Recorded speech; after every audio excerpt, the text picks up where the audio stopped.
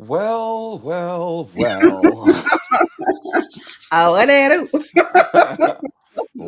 We got a lot to address today. And Well, are you ready for today, Jolene? stay ready. Okay. So, look, if you haven't checked out the new digs, like what we done with the place.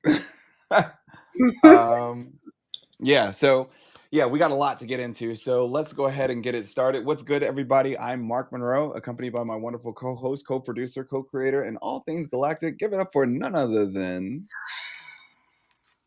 I'm waiting for wonderful. see, look, I'm trying to throw you off now. You see how that feels? Yeah, give it up for none other than the wonderful. It's Jalen GC in the place to be. What does it, cousins, on this fine Tuesday evening? Yes. And so today we got a jam-packed episode for you. We ain't got a lot of time, but we're gonna keep it black, but we're gonna definitely keep it detailed. All right, so Jolene, we're starting off like a Marvel like episode, like a what if. There's a lot to discuss. There's a lot that's There's a going lot. on in these streets and everything else. We got a lot of segments to get into. You know, Yes. if you need a if you have a little trigger break, we got like something in the background for you just in case to like calm you down in woosah. Yeah. So where should we start? Well, let's just talk about some context, like where we're at right now. Um, I feel that. yes, I feel that. but Like, but yeah, we need to talk about where we're at right now. Okay, so there's a lot going on, Mark. Number one that we need to address right away is, what is happening in this market. So, Mark. Things were, there was some volatility, definitely some volatility. mhm. Um, and I'm hearing an echo. Was that You're me here. or is that It might be you because I'm not hearing an echo on my end. microphone check? 1 2 1 2. All good on Okay. my book player. All right. I think it. No, it's still doing it. All right. Hold on. See, this is what happens when you go live. Yeah, you hear everything else like but I don't hear an echo from you. Okay, I hear it, so I just have to tune out the echo. She's like, she's gonna get in her studio. I know. Okay. Anyway, yeah. So there was a lot going on in the market, Mark. We had some volatility, of course. It Yep. doesn't help that we're experiencing really this trade war. We got China with the memes coming Listen, for America's neck. I mean, they're funny though. They are funny. Have you seen I'm those? with it. I'm with it. Like 100% with it. I've been cracking up. So I appreciate the comic Rightfully relief, so. the levity and all this. And we have also earnings. So it's interesting, Mark, because we Hmm. have banks beating. Yep. That's good. So their earnings were good. Okay. But it's like that's happening, but the whole world's on fire. Tis true. The whole world's on fire right now. So I mean, let's just y'all, we're going to make sure that you all get like the pertinent, things that you need for this episode. Yep. Um, but Mark, we also have to get into shenanigans too. I feel like we need some shenanigans. We You do. know, Just a little bit. Just a just little a bit. little, just a splash, just a splash Just of a little bit. shenanigans. But All right. okay, so So where do you oh, I want us was to gonna start? say, yeah, let's start with the title of this episode. The what if in the Marvel Cinematic Universe. Okay. So where are we launch padding off from? Okay, let me see. Let me pull up some things. Okay, let's first talk about the government versus the business paradigm. Mm, Because we got to put into woosah. context, Mark. All right. So key things that we should definitely kind of put it into context here. So one, we have this thing called mission divergence. And so governments aim to provide public services and ensure welfare while businesses focus on profit maximization. So that's one of the main things. Like, for example, when I see people from across the board, right? Mhm. Like people are like, oh, well, he's bringing in folks whom which that have done business and everything else and that are making business decisions. And a person may ask, like, okay, what business decision are we making here that essentially that like the what business? Because like you have a business that literally sells baby products. I think I was watching where I think that it originally cost her $30,000 to manufacture and get like into the country so that way she could sell. Now it went from $30,000 to $200,000 coming in from China. And you know, I don't know how I would feel about that one. So like governments are always there to provide like that's the whole point, public services, Mhm. ensuring welfare. Those are like if the Fed has two mandates, then that's the government's mandate. Provide public services and ensure welfare of the people. Two, there's this thing called stakeholder complexity where governments serve diverse populations, right, with varying needs, so it's all across the board, whereas businesses, they cater towards specific market needs. So if you look at businesses, like if you look at any company, imagine if you had a company that was on the publicly traded market that literally tried to do everything. So like, and I mean like not like Amazon, but I mean like literally everything. Like they wanted Mhm. to be everything to all people, to all men, to all women, to all children, and everything else. And it's just like it's not going to work. It's just not going to work. Um, and so the other side is that like if you're like you're taking care of like varying wide array needs, that's ultimately the role of the government. Whereas again, a business, when you sit down and think about a business, they focus on maybe one, two, maybe three things, and then they have that one thing which is their bread and butter, which is their moat, and then they have the other two things that ultimately support the moat. With governments, it doesn't run like that. It doesn't run like that at all, because when you think about it, like if we ran it like a business, right? Like for example, if I've said today that I want to go, and if I have a corporation that's a Fortune 500 company, and I said today, okay, hey, I'm going to only go do business with this teaming partner, aka let's say I'm only going to go do business and make chips with Nvidia. Well, the only people that are going to like really kind of like say, okay, that's kind of sucks, but it's not going to be the end of the world for them, is like the other chip makers that are within the space that are ultimately, they're probably like my ops, but that's it.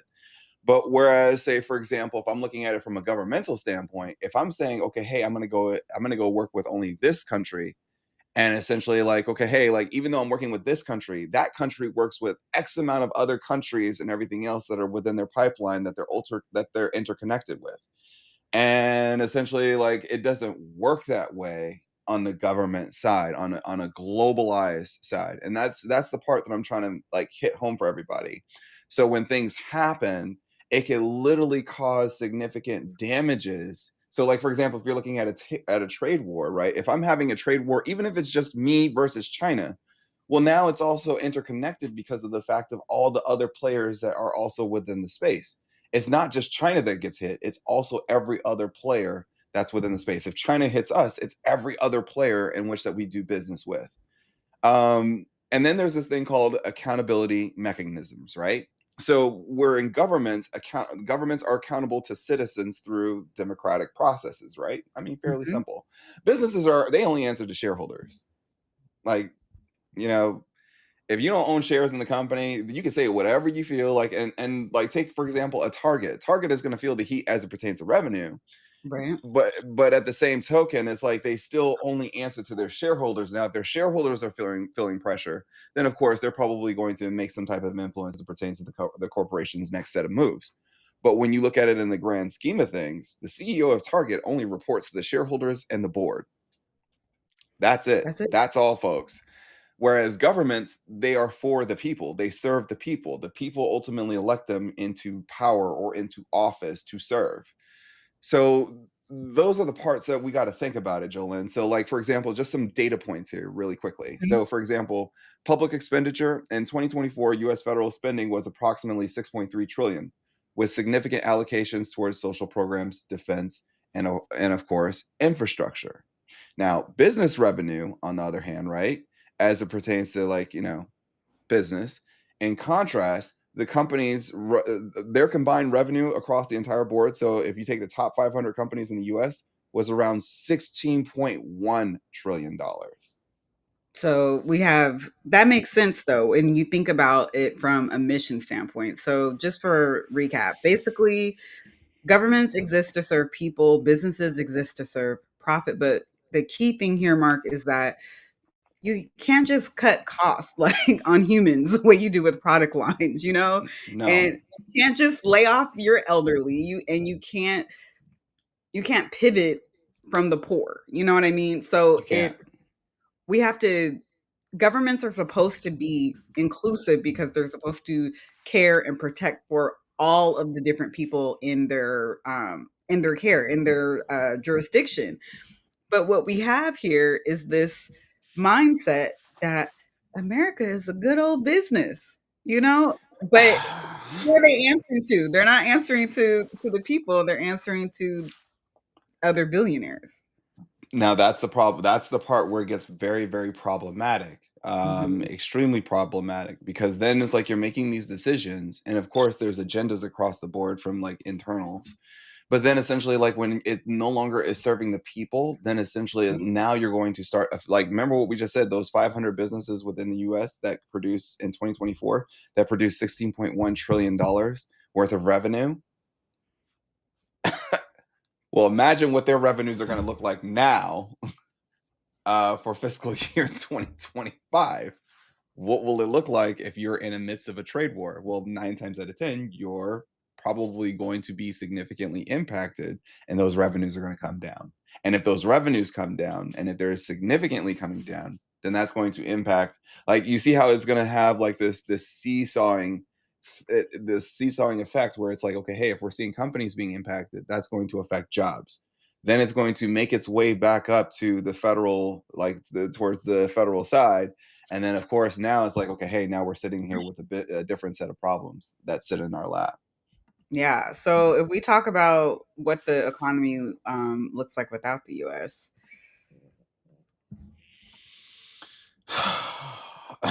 well, We're going straight for the jugular. So what does I the mean, global economy look like without the United States? What if? So we're going to play what if, like, let's say if the US is not a part of it. So current dynamics. So that mhm, way we can set the stage for everybody. The US dollar serves as the world's primary reserve currency. Its absence would literally lead to increased volatility, as Jolyn was discussing earlier. The other parts is of course trade realignment. So you're starting to see some countries doing that right now, where they're realigning with other countries. So they're seeking new trade partnerships, potentially leading to regional trade blocks.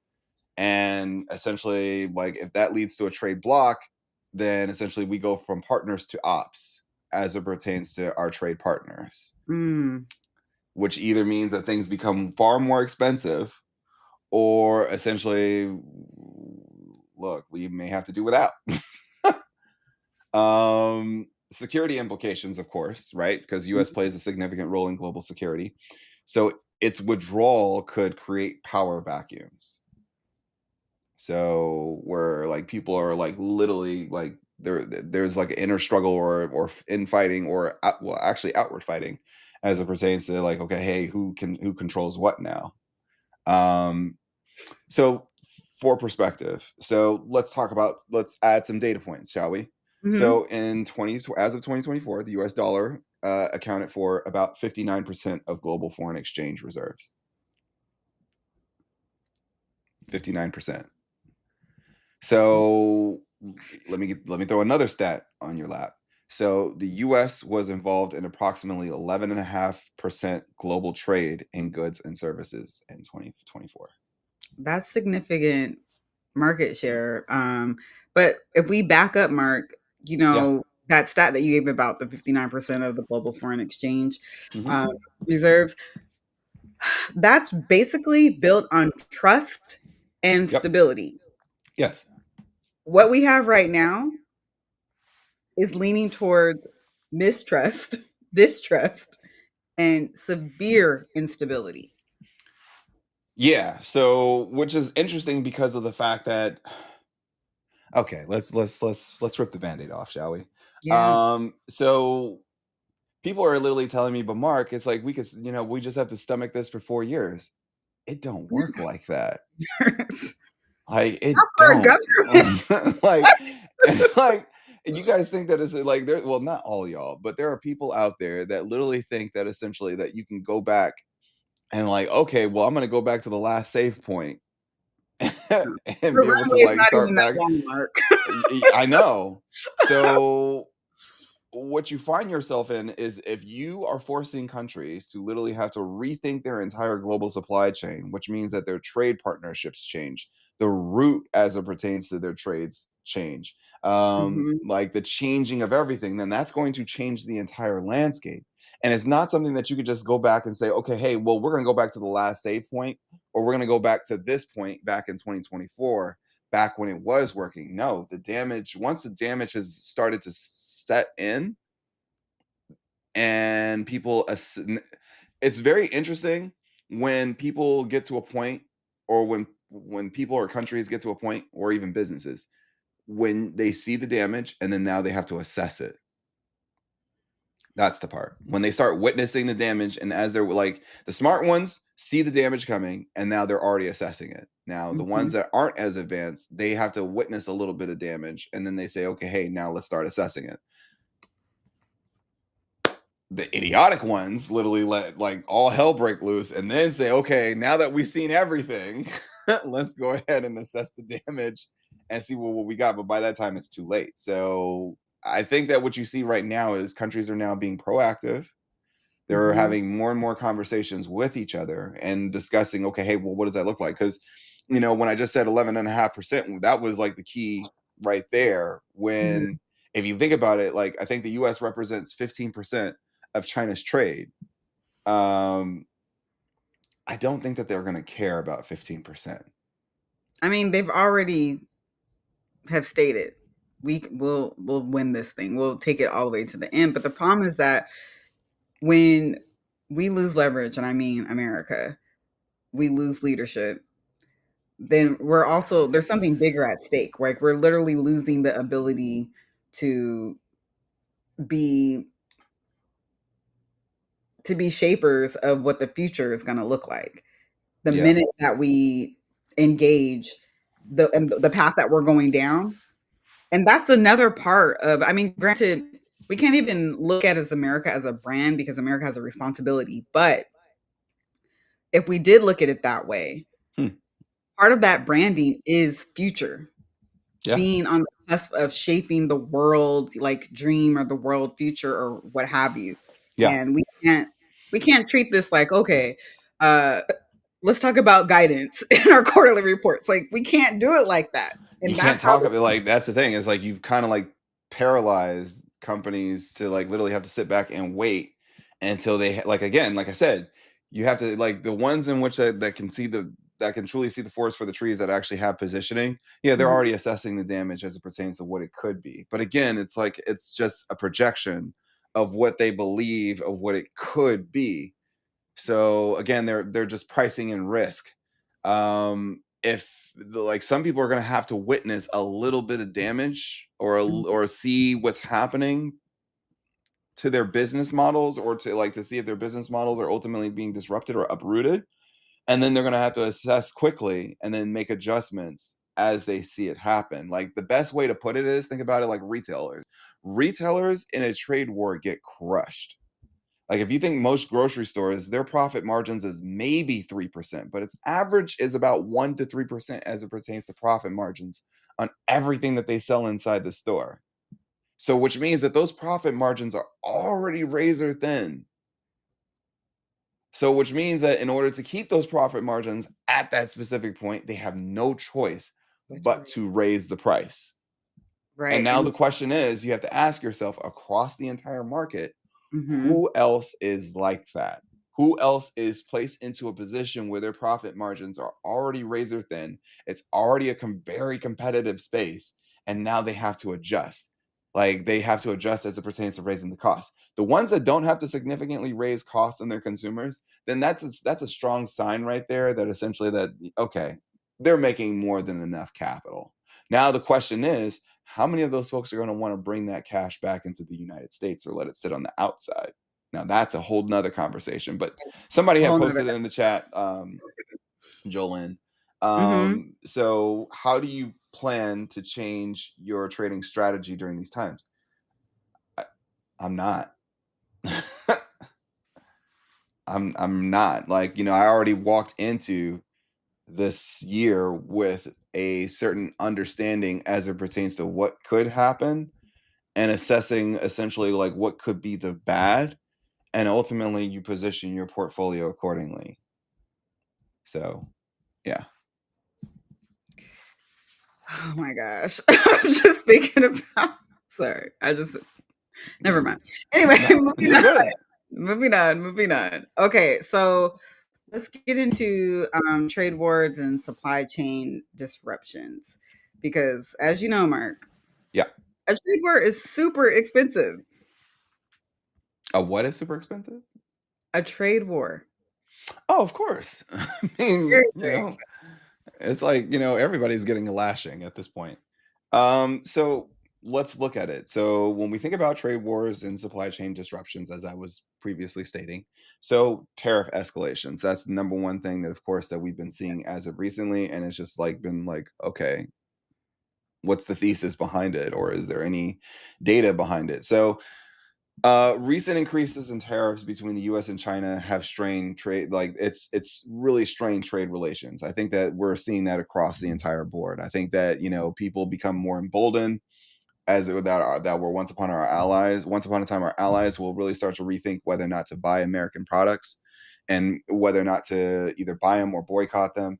And then ultimately the country chooses just to rescind imports and say, okay, hey, we'll go elsewhere, we'll find other products. Supply chain shifts, as I was talking about before, excuse me. Companies are exploring alternative manufacturing routes, or like to literally mitigate their risk, or probably trying to get an early jump ahead. And then, of course, cost implications, as we had discussed. So tariffs lead to increased costs for businesses and consumers because, of course, businesses pass on that. The ones that aren't that strong, as I was just mentioning previously, they aren't able to like literally hold on to that cost themselves. And essentially, they have no other choice but to pass it on to the consumer. Now, it's going to be very, very interesting to see how this plays out, given in the sense that since we've been seeing that the market has been crushed. And the big question is, have investors fully priced in exactly all the bad news that come with trade wars, or is there more to flush out the rest of the market to send it further to the downside?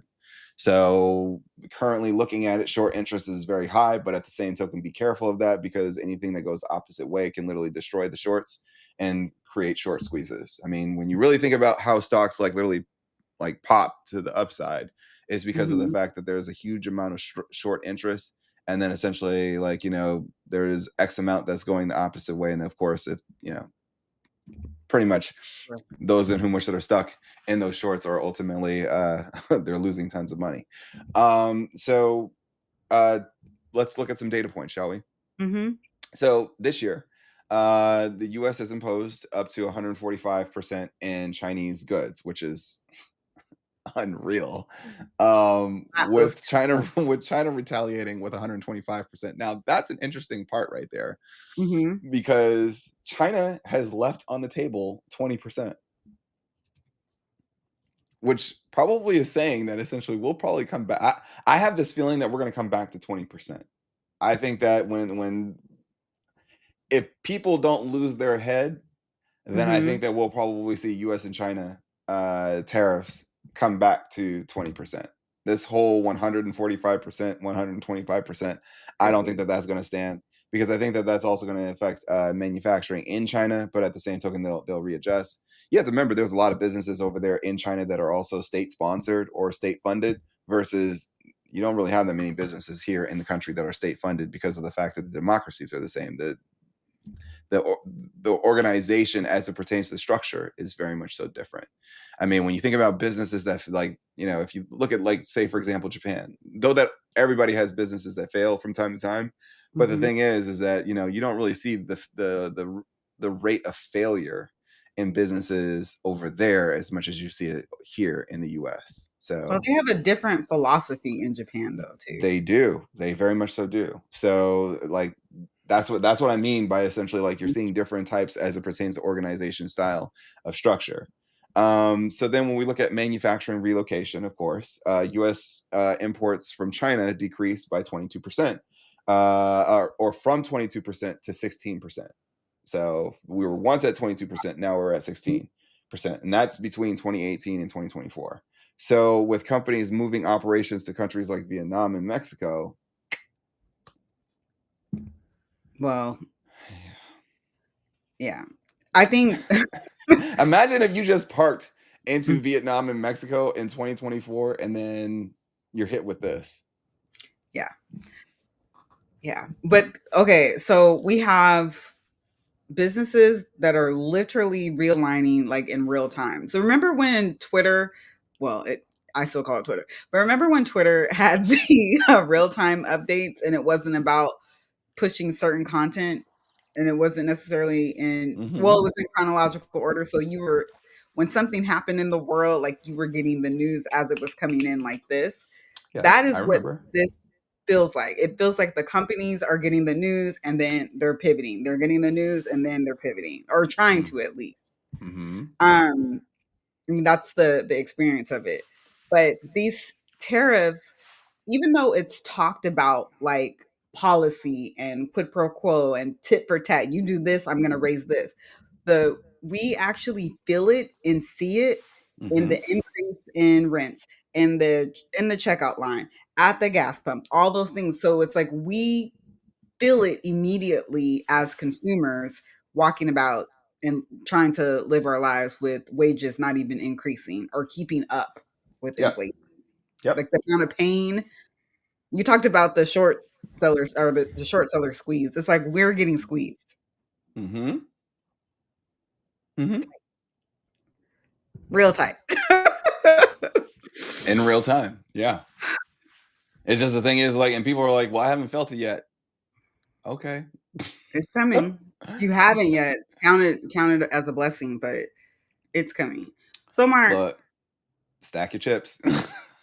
so what's interesting, okay, so we've been looking at America Yep. in this lens, which is really helpful to look at it through the lens of, okay, if it was a startup, what what would those driving policies be, and like where are those gaps as it relates to the policy that we're seeing play out country to country? Like it doesn't align, it doesn't work.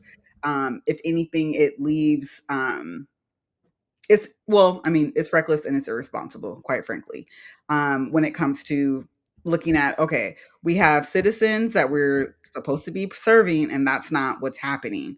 We're getting Mm-hmm. treated like this is a business, and it is not. So, Mark, what would it be like if America, went on Shark Tank or something and they had to, make a pitch? What would that look like?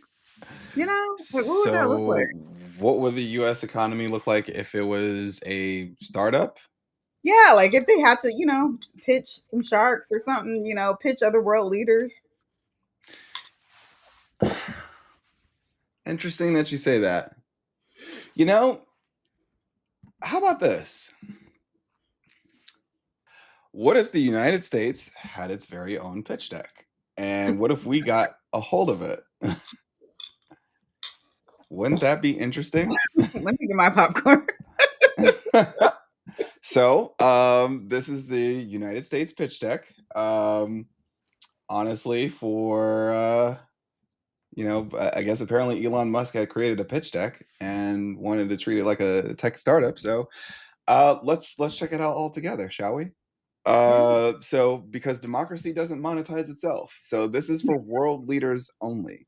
Now, of course, if you haven't realized yet, this is truly Satire. satire. So, I don't want people to be like, whoa, whoa, whoa, what kind of espionage was Mark on? None. So I want to put that out there. But yeah, let's take a gander, shall we? Yes. So US so this was, imagine, like I said, aka the startup.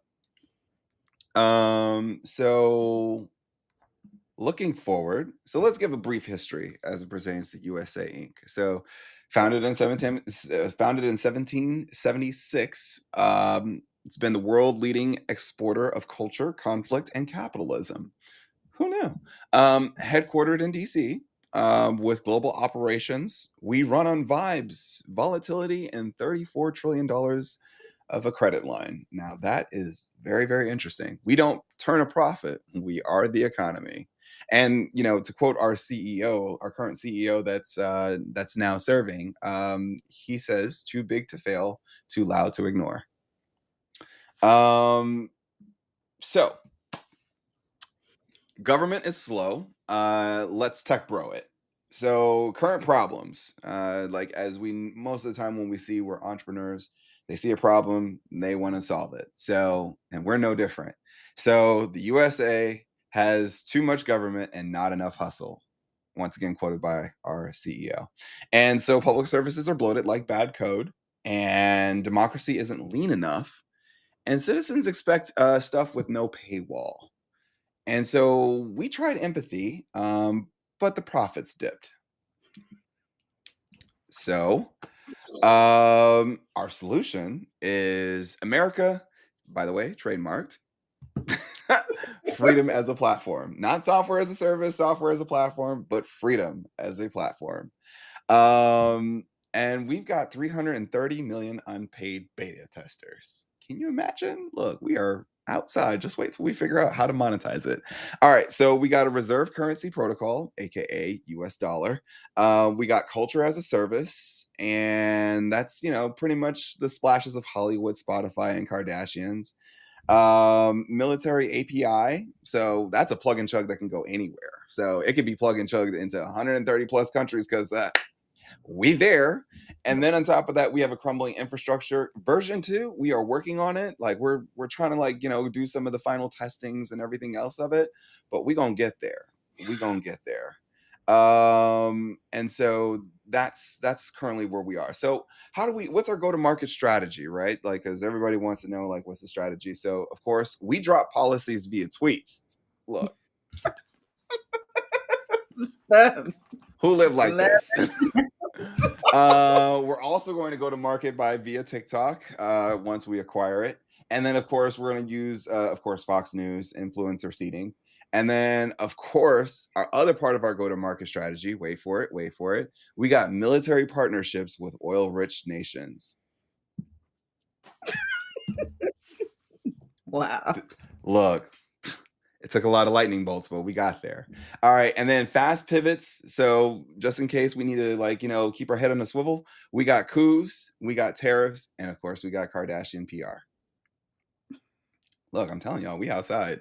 All right, so here's our current revenue model. So that way you can understand. So of course, tax cuts for the wealthy. I mean, money gun for everybody. And then we got it projected to add about $4.5 trillion to the deficit. So I mean, just scuttle that off to the side. And here's why. So our primary revenue as it pertains to how we plan on doing it is by Doge, and on top of that, we're going to do it through tariffs. So Elon's team has fired 6,000 workers. Check out those cost savings, y'all.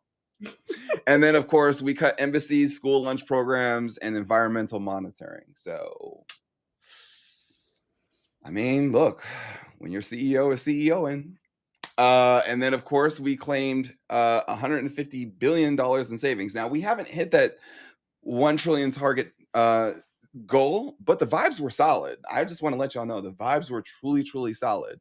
And then, of course, here's some other things that we got for y'all. So as you guys can see, that we're currently decreasing in Internet of Things and artificial intelligence. Just move past that. And of course, the 60% revenue slowdown, that's just transitory. So, we'll get past that.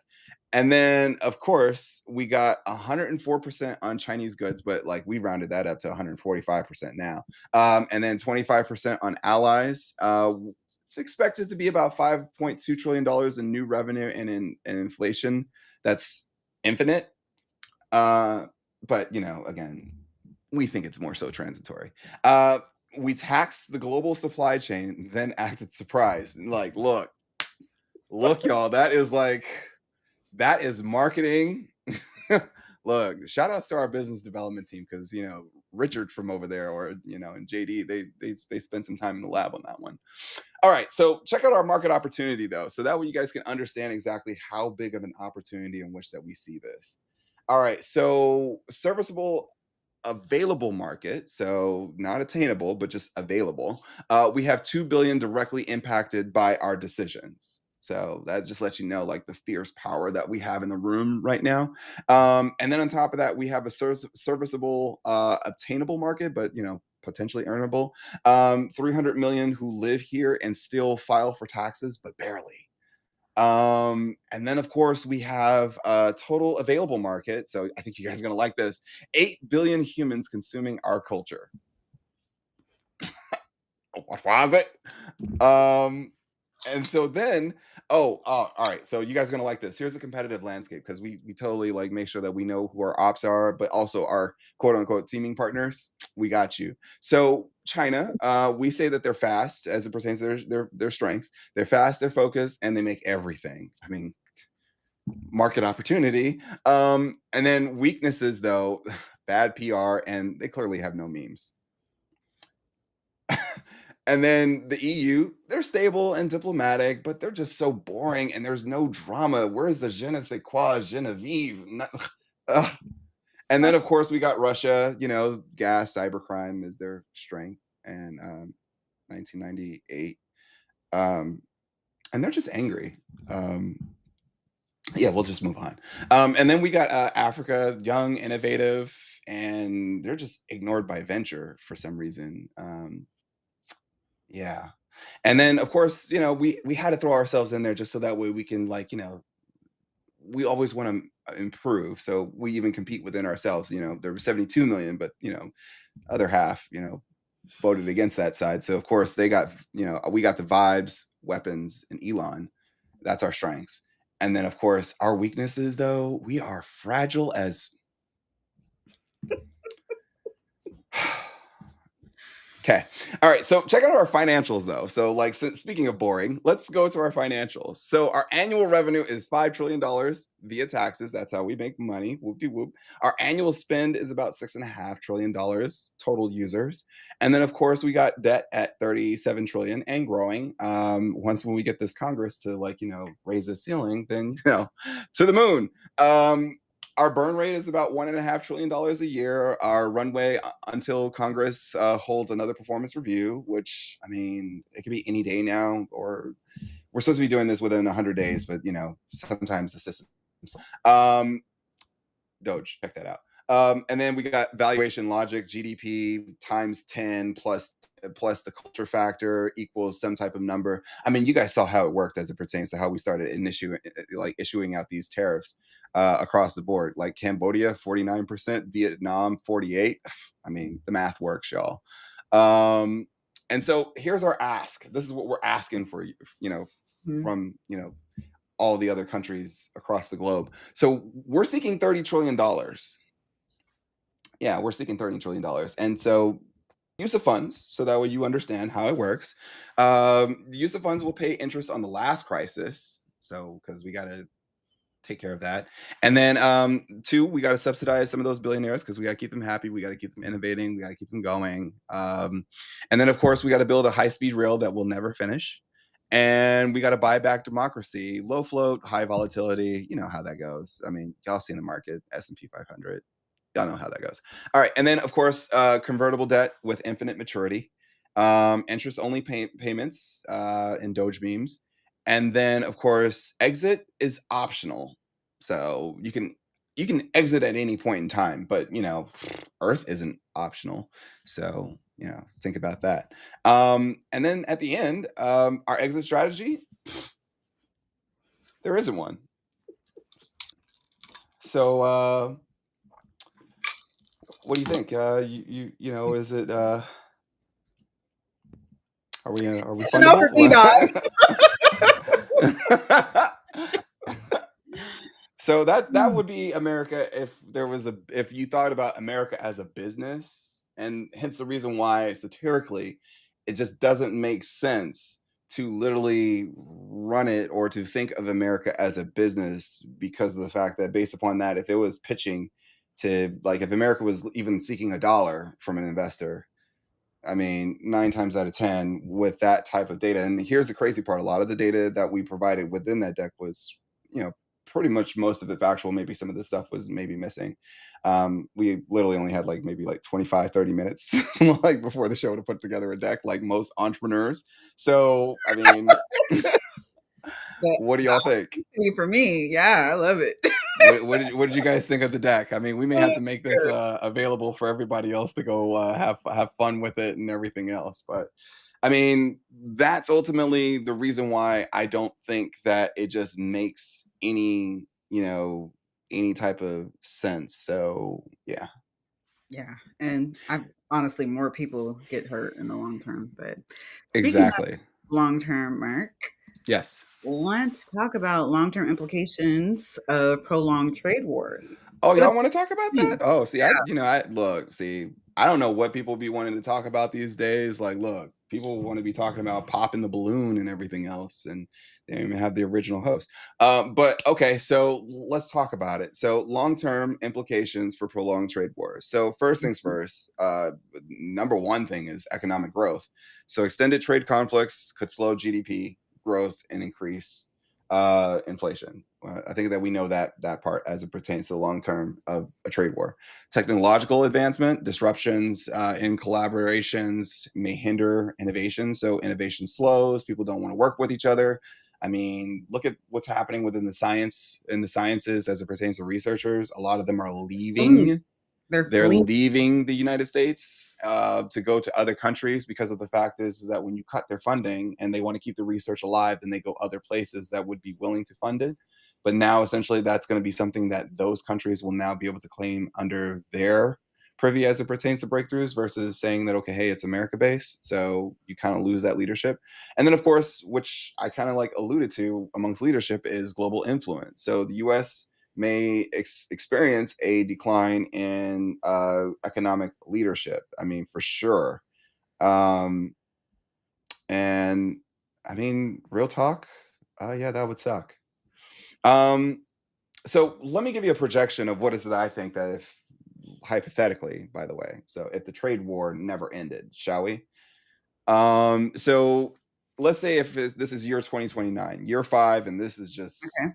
look, it just look for all those folks that were like, oh well, yeah, we can come back. Yeah, no. So inflation remains sticky, like a Tyler the Creator song, due to continued import costs.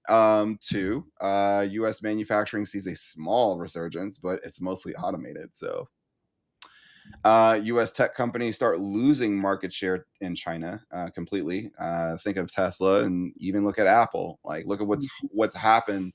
Given our trade wars and all of our trying to bully a country, look what happened with Apple as it pertains to Huawei. Apple was once upon a time the shining brand. Now all of a sudden it's Huawei. So, and BYD. I mean, if you know, you know. Dollar still strong, but under threat as countries reduce dependence. So that's a big thing. So yeah, and I can get to that in a little bit. Let's say if it went 10 years out. So let's say 2034, right? Mhm. So that way people can kind of like, put it together and, think about it. So China develops entire parallel technology stack. So chips, software, AI, energy. So pretty much they've built their own and recreated their entire industry and worked with, let's say, places like the EU and everything else, where it's not typically known, but essentially now EU and other places become more innovative than the United States because now we're cut off. BRICS expands to include Middle East, Africa as a counterweight. AI and EV arms race splits in the US led versus China leads the world. So there's that part. Venture capital exits shrink significantly. So US startups can't scale globally like before because of the fact that, it's not just the US. Like, you have to think about it. There's only maybe 400 million people in the United States alone, but there's a few billions of folks outside the country. So there's that part. Tech companies that rely on hardware, such as NVIDIA, AMD, and Tesla, suffer. SaaS-based businesses also pivot globally. And then let's look at year 15. So 2039. So we were in 2034. Now we're in 2039. So we're going another 5 years. So a full bifurcation of interest. So two digital worlds, a Western and one Eastern. So that's how it's ultimately going to be split. US Mm. loses its leadership in global standard setting. So we no longer set the standards for anything. So whether it's AI ethics, green energy, or data policy, we do not lead any of it. We no longer control it. That's it. Lights out. The dollar is no longer the only reserve currency. U.S. market is rich but isolated, and real innovation happens abroad. And then, of course, education and STEM talent moves overseas for opportunities. And then the brain drain begins, like in the sense of, where you see a lot of students that want to come from their countries, they want to come here to the US. But I think it will start to be the opposite, where like students here in the US they want to go abroad because they believe that the better opportunities are outside. So we may Um, end up losing momentum. I mean, besides collaboration being cut, like all of that, like lack of access to global thinkers, yeah. collaboration cut off, all of that, then there's no momentum. Yeah, It's and so people are like, Mark, well, how do you put all that together? Well, let me give mhm. you some data points, shall we? So let's look at the impact as it pertains to GDP, right? So Yeah, the Tax Foundation estimates that imposed and threatened tariffs as of this month could reduce US GDP by 0.2% and decrease 10-year revenue by 132 billion. So job losses during 2018 trade tensions, the U.S. China Business Council estimated a loss of 245,000 U.S. jobs.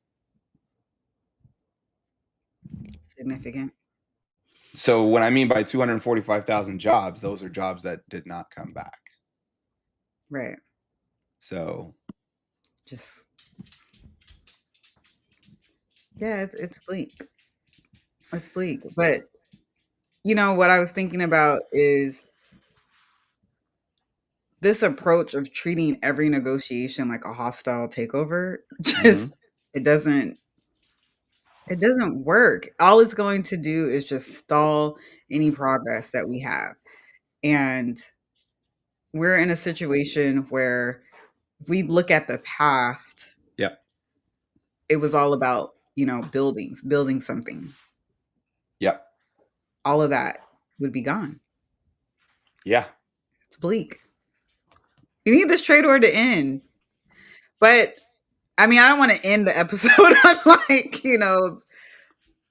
I mean, I can give you some hope if you like. yeah, I like mean, like let's talk about it. here's a hopeful scenario, right? So Mhm. I'll make it a little bit rosy for us. Thanks. So a hopeful scenario, let's say a strategic adaptation and Mhm. growth. So we adapt and we grow. All right. So trade gets diversified. So US forms new trade agreements, right? I mean, duh. And then reducing reliance on a single partner. Another thing that could happen is innovation investment increase funding. The R&D leads to breakthroughs in technology and manufacturing, Mhm. which still is going to lead to automation. But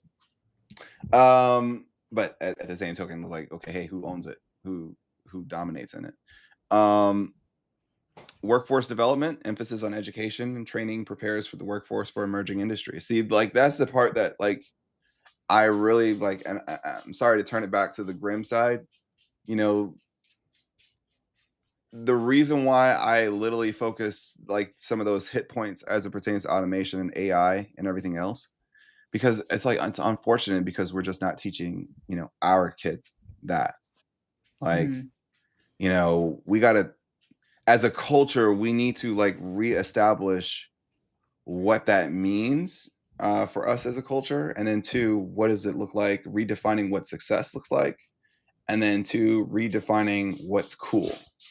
Like, for example, like I think that we became lucky during the pandemic where we got to like literally make financial literacy cool. We got to make it no longer a taboo subject that people didn't want to talk about or they didn't want to share like, okay, hey, that I'm struggling financially or that, I'm making bad financial decisions and ultimately you could bring it to the community and they help you. Like we made that cool. And I think that we got to continue to keep being the inventors of cool. And a part of that is saying, okay, hey, like innovation is very, very cool, not just only as a consumer, but also as a builder and a maker of, and also an owner of innovation. We got to make that cool. And, just some data points that like finish off the hopeful scenario, right? So R&D spending, which is huge across the entire board, because it's R&D like literally leads towards increases in GDP. I mean, you can go and look it up if you want to, but in 2024, the federal R&D investment was approximately $165 billion, with potential increases fostering innovation. Uh, Now, the trade agreements, as a data point, the U.S. engaged in negotiations with multiple countries to establish diversified trade partnerships aimed to stabilize supply chains. See, that's the part, stability. So, if we can get to a place in which that we have stability, I think that that right there will be the key. But if we don't, then essentially we could probably be seeing that the United States literally hits its own, like it grabs that infinity gauntlet and snaps it, and not realizes that they snapped themselves out of existence. So, and that could truly suck. But I mean, in my opinion, I think that ultimately will come back to 20%. I mean, that's very interesting that that was left off because it could have went, tit for tat, Mm-hmm. but it Mm-hmm. didn't. So Mm-hmm. there's some type of hope. I mean, I guess what's interesting about this, again, about this perspective is we cannot, again, like America cannot be ran, like a business. We can't act like a startup. We're not a startup. We're And not. if we if we do continue on this path and we're going to end up burning through people the same way, like, bad founders burn through money, and here in America, startups can fail and they can but nations, countries, government, Countries just don't reboot like that. I'm sorry. we don't, and we have to last. That means we need public servants and, not pitch decks, and we need a strategy and not all these stunts that make up the news cycle every 12 hours. I was going to say Yep. 24 hours, but we talked about it's 12 hours now. So, Yeah. So yeah. I think the biggest thing is like, okay, so for those of you that have like stayed with us and like that are watching and like, Mark, okay, hey, like, you know, how do I formulate a plan, to move forward? Now, mind you, like, I'm not giving y'all baby food. I'm not gonna spoon feed it to you guys, but essentially, I'll give you guys some things as it pertains. I'll point you in the direction of where to look. Um, there's a reason why I'm forever a permabull when it comes to technology. I'm like, I'll be the first one to admit it. I'm a permabull, which means that I'm forever bullish. In bad times and good times, I'm just still even kill. There could be a 50% drawdown, and I'm still even kill, in the sense of like, hey, I mean, it'll suck, but at the same token, it's like I know where I'm going. And I think that that's the thing that I'm looking at. When I look at it across the entire board, you could look at it across multiple industries and say, okay, hey, well, retail is going to get rocked. You could probably see that some retailers don't make it if this continues.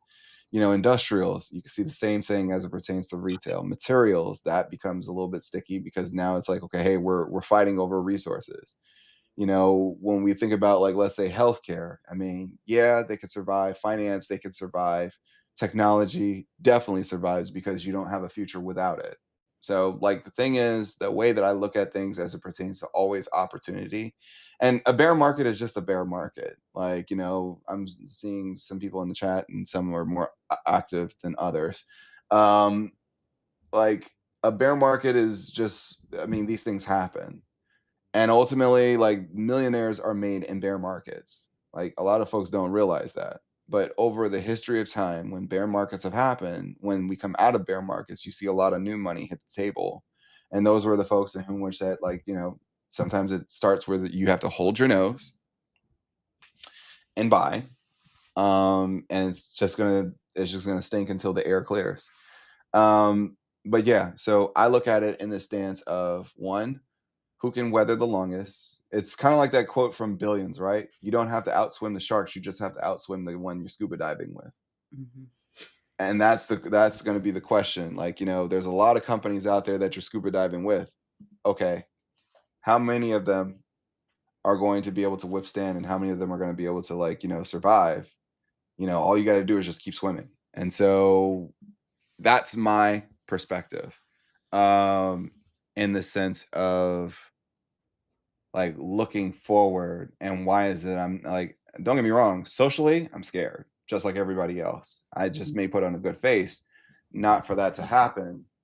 But I mean, for the most part, um, yeah, I mean, markets wise, I'm not scared. I mean, and I think the reason why, for me, the reason why I'm not scared, Jolene, is because I lived through the financial crisis. Mhm. Like you want to talk about bear markets, you want to talk about like, uncertainty. You know, I don't think that this could be self-induced as it pertains to recession. And, recessions sometimes are just systemic on their own. But this one's self-inflicted, as many people have stated. But I think that like, those of you that are watching right now, just know that essentially that we do come out of recessions. The doomsday scenario that I was giving you over the next 15 years, I don't think that that's going to happen. I don't think that's going to happen. And even if it's, let's say that it does happen, these companies are smart where they're going to ultimately make adjustments in the process. Like, it took Donald Trump to have to like literally like bring forth legislation, sorry, to literally like make companies feel comfortable with repatriating their cash. Think about how much cash these tech companies have that are sitting outside of the United States, preferably in Ireland. Mm. That's a whole nother conversation for another day. It's another episode, you know?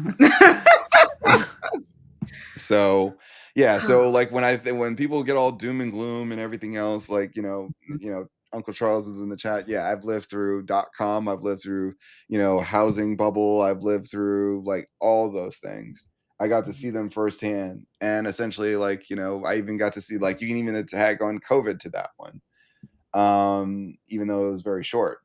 You know, we endure. And I'm not just talking about as America, I'm just talking about as a people, as Mm. humanity. We endure, we adjust. So we'll find some innovative ways to ultimately circumvent. Yeah. Yeah. Well, Mark, you know, Yeah. Yeah. good time. I mean, it's definitely something to think about. It was, a good exercise in perspective and really thinking about what America would look like if it was truly a startup instead of just this idea of being ran by one, Yeah. um, or ran as one, rather. Excuse me. Yeah. So, Well, Jolene, I know that you got stuff to do, but thank you for rocking with me. Thank you for allowing mhm. us to go live, because this one I felt like it was gonna definitely hit a certain different way. So I'm just glad that you also saw the necessary need for it. Thank you for everybody that took your time to allow us to grace your TV or your screens or whatever you may be watching it on. Until next time, I'm Mark Monroe, I'm Jillian GC in the place to be. and this has been your come up. We will see you in the next one. Peace, y'all.